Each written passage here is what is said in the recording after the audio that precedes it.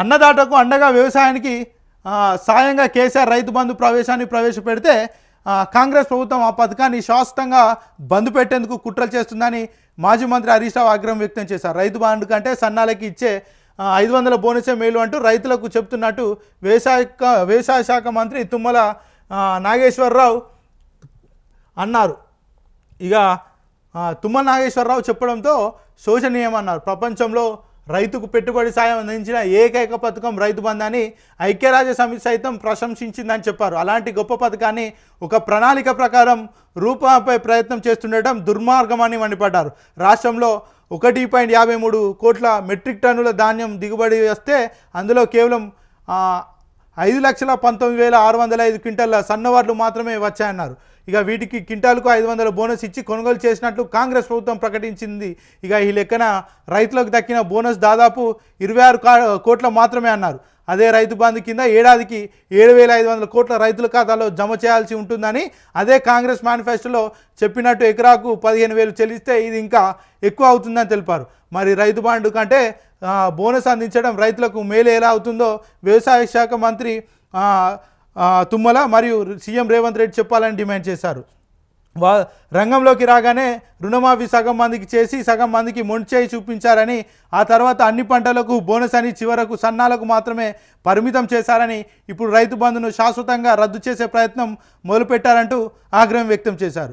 ఇక ఏదైతే రైతు బంధుకు సంబంధించి గతంలో సకాలంలో డబ్బులు ఇస్తే వాళ్ళు వ్యవసాయానికి అనుగుణంగా ఉపయోగించుకునేవారు. ఈరోజు ఏమవుతుందంటే ఆ రైతు బంధును ఆపేసి రైతు సన్నవడ్లకు బోనస్ ఇస్తామని చెప్తున్నారు. అంటే క్వింటాల్కి 500 చొప్పున బోనస్ ఇస్తామని చెప్తున్నారు. దానికి అయ్యే ఖర్చు ఎంత అంటే 26 కోట్లు, కేవలం 26 కోట్లే బడ్జెట్ పెడుతున్నది.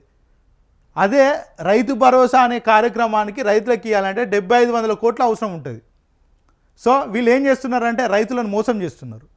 7,500 కోట్లు వాళ్ళకి ఇచ్చేది ఏంది, 26 కోట్లతోటి ముగిస్తే అయిపోద్ది కదా, వాళ్ళను మభ్యపెడితే అయిపోద్ది. మన కాంగ్రెస్ ప్రభుత్వం అంటేనే మభ్యపెట్టుడు, ఇక మభ్యపెట్టుకుంటూనే ఉందాం.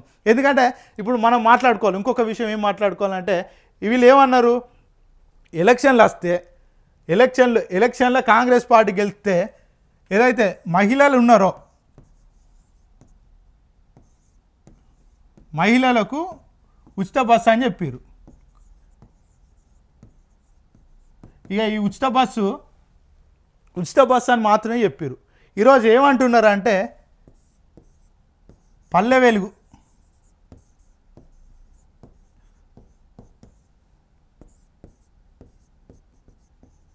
ఎక్స్ప్రెస్ మాత్రమే,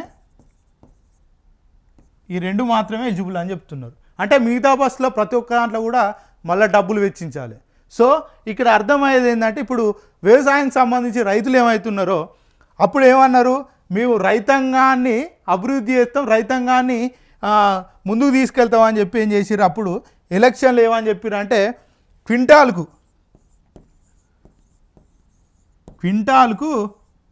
500 బోనస్ ఇస్తామని చెప్పారు. ఇక క్వింటాల్కి 500 బోనస్ అని చెప్పారు. ఇప్పుడు ఏమంటున్నారు, కేవలం సన్నాలకే ఇస్తామంటున్నారు. అంటే ఎంత చెవుల పూలు పెడతానంటే ఈరోజు అంటే ఎలక్షన్లో ఒక మాట ఉంటుంది, ఎలక్షన్లు అయిపోయినాక ఒక మాట ఉంటుంది. ఎలక్షన్లలో చెప్పేదానికి పరిమితులు ఉండవు, వాళ్ళు ఇచ్చేటువంటి హామీలకు పరిమితులు ఉండవు. కానీ ఇంప్లిమెంటేషన్ వచ్చేసరికి అయితే ఖచ్చితంగా షరతులు ఉంటాయి. ఇక కరెంటు బిల్ ఏదైతుందో అది కూడా అట్లనే ఉన్నది. ఏదైతే 500కే గ్యాస్ సిలిండర్ అన్నారో ఆ పరిస్థితులు అట్లనే ఉన్నాయి. ఏ అంశం చూసుకున్నా కూడా అప్పుడు అన్లిమిటెడ్ అన్నట్టు చెప్పి ఈరోజు ఏదైతే లిమిటెడో లేకపోతే టర్మ్స్ అండ్ కండిషన్స్ అప్లై ఉంటాయో ఆ విధంగా పెడుతున్నారు.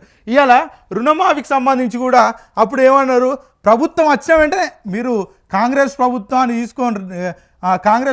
మీరు తీసుకొని రారి, తీసుకొచ్చిన వెంటనే మేము రైతులకు ఉట్టిన తొందర మీరు రుణాలు కట్టకండి, ఏం కట్టకండి, మీకు ఖచ్చితంగా రుణమాఫీ చేస్తాం, తొందర మీకు రుణమాఫీ చేసి మీరు ప్రభుత్వాన్ని తీసుకొచ్చిన వెంటనే మీకు రుణమాఫీ చేస్తాం, 2 లక్షలు ఏదైతున్నాయో అవి మొత్తం కూడా రుణమాఫీ చేస్తాం, మీరు వడ్డీలు అసలే కట్టకూరి, ప్రభుత్వమే వస్తుంది, కాంగ్రెస్ ప్రభుత్వమే వస్తుంది, ఖచ్చితంగా మీరు కట్టకండి అని చెప్పారు.